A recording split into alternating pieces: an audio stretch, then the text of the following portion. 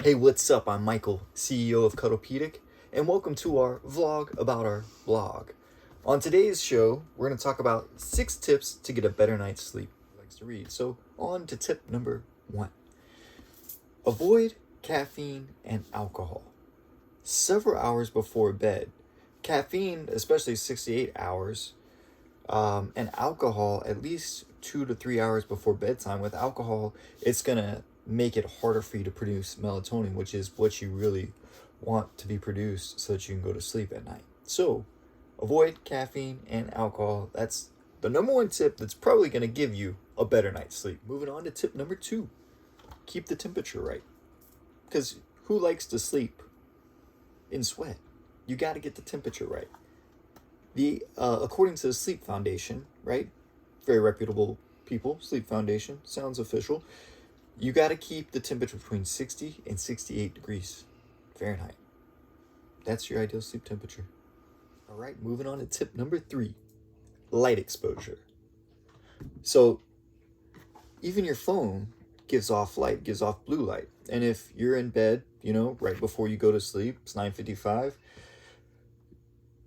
the blue light is going to disrupt your circadian rhythm, which is a big scientific word for your sleep cycle and how your body actually produces the chemicals to help you get to sleep.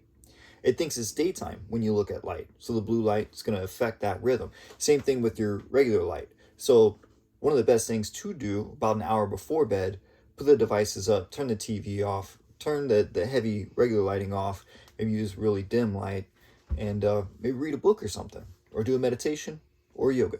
All right, coming in at number 4, sleep routine. In order for that circadian rhythm to really be effective, you've got to have a sleep routine. Same thing you do every night before you go to bed. Sets the process up so that you can fall asleep quickly and get the most out of the time that you're actually sleeping. That's when a lot of restorative memories happen. That's when you're going to get your energy for the next day. So build a routine.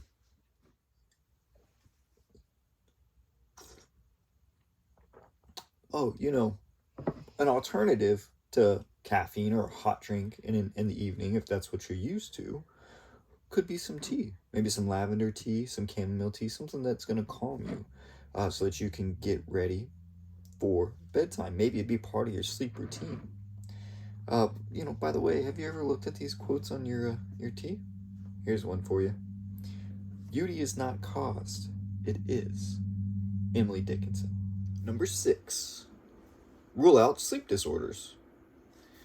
There's a lot of different things like sleep apnea or limb paralysis that could only be resolved by a physician, but you would never know unless you saw a physician. So you might have to seek your healthcare provider to help you with your sleep, or a sleep professional.